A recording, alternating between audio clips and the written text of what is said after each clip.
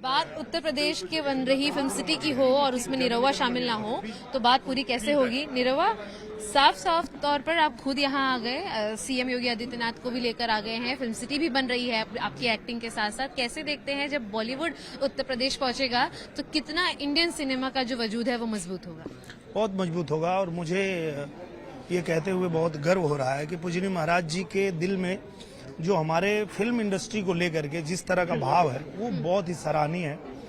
पूजनीय महाराज जी जब ये कहते हैं कि कला और कलाकार ईश्वर का वरदान है तो ये बड़ी हिम्मत बढ़ाता है हम लोगों का, हम कलाकारों का। और उन्होंने ये करके भी दिखाया कि फिल्म इंडस्ट्री के दो कलाकारों को लेके गए और वहाँ पे उन्होंने सांसद भी बना दिया। तो कहीं ना कहीं हम लोग इस इंडस्ट्री से हैं तो यहाँ की जो भी दिक्कतें हैं, परेशानियाँ, वो भी महाराज जी तक पहुँचाते रहते हैं और उस पर भी महाराज जी लगातार काम करते हैं। और लगातार जो हमारे फिल्म इंडस्ट्री का सुझाव होता है वो भी वो सुनते हैं। और जब भी मुंबई आते हैं तो यहाँ पे फिल्म उद्योग के साथ में एक मीटिंग जरूर रखते हैं।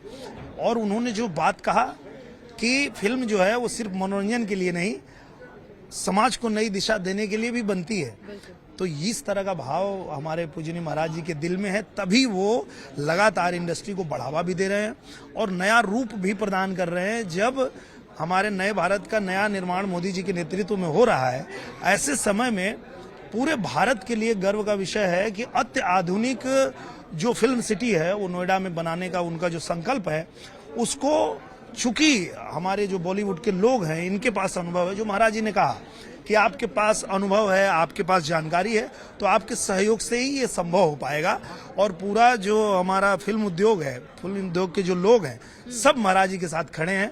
ये देख के बहुत खुशी हुई। दिनेश, आपने भी बताया कि आप खुद भी जब मिलते हैं तो सजेशन देते हैं कि इंडस्ट्री के मन में क्या है। आज यहाँ पर सुनील शेट्टी द्वारा हैशटैग बॉलीवुड को जो बॉयकॉट करने की बात है, बॉयकॉट बॉलीवुड, उसको लेकर भी उन्होंने सवाल खड़ा किया कि योगी जी हैं जो खुद अपनी व्यक्त करे बातें और साथ ही साथ प्रधानमंत्री से भी बात करें। कैसे देखते हैं इस चीज को कि उनके बातचीत करने से कितना हल होगा, क्योंकि पिछले साल महज 3 फिल्में जो हैं बॉलीवुड हिट के तौर पर दे पाया है।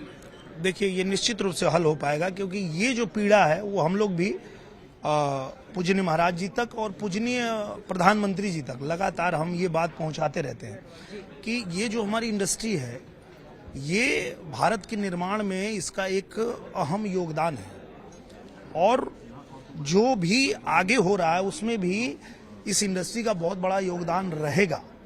तो इसको कहीं से भी अगर कोई क्षति पहुंचती है, कोई हानि पहुंचाने की कोशिश करता है, तो ये पूजनीय प्रधानमंत्री जी और हमारे मुख्यमंत्री जी इस पे विचार करेंगे और करते भी हैं, उस पे वो बात भी करते हैं। जैसा कि आज पूजनीय महाराज जी ने कहा भी कि देखिए, आरोप तो भगवान राम पे भी लगता है, पर हमें उस ओर नहीं सोचना है। हमें अच्छे फिल्मों को बनाना है, अच्छी फिल्म बना करके और भारत को नवनिर्माण की ओर लेके चलना है, नया निर्माण करना है। और इसमें बॉलीवुड का बहुत बड़ा योगदान हमेशा रहा है, आगे भी रहेगा। और उसको महाराज जी ने खुद स्वीकार किया और उन्होंने कहा कि आपको जहाँ पे जो सुझाव देना है, जो आपको आवश्यकता आपकी है, वो मुझे बताइए और उसमें मेरी सरकार आपके साथ रहेगी। और पूजनीय महाराज जी ने आश्वस्त किया कि सिर्फ फिल्में ही नहीं, जो OTT के लिए वेब सीरीज बनती हैं उस पे भी अब हमारी उत्तर प्रदेश की सरकार जो है वो 50% की सब्सिडी देने के लिए आज घोषणा कर दिया है। एक आखिरी सवाल होगा कि पहले बॉलीवुड के कलाकार फॉरेन जाते थे, यूपी नहीं जाते थे, डर होता था, खुद योगी जी ने भी कहा है। आपके भी कई फिल्मों में CST स्टेशन के बाहर के सीन हम लोगों को देखने मिलते हैं। तो जब यहाँ से शाहरुख, सलमान और अमिताभ जैसे एक्टर वहाँ जाएंगे तो कितना फर्क जो है वो भोजपुरी सिनेमा में देखने को मिलेगा? बहुत फर्क देखने को मिलेगा। और मुझे लगता है कि ये पूजनीय महाराज जी के आने के बाद ही ऐसा संभव हो पाया कि जो यहाँ हमारे बड़े बड़े कलाकार हैं उनको भी हम उत्तर प्रदेश ले जाके शूट कर पाएंगे, क्योंकि वहाँ उन्होंने जो कानून व्यवस्था किया है वो इतना दुरुस्त कर दिया है।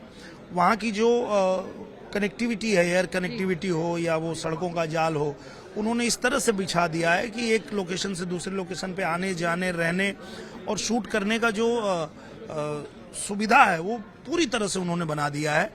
और सबसे बड़ी बात होती है कि कहीं भी कोई व्यक्ति जाता है तो सबसे पहले उसको सुरक्षा चाहिए, और वो उत्तर प्रदेश में आज निश्चित रूप से हर व्यक्ति सुरक्षित है।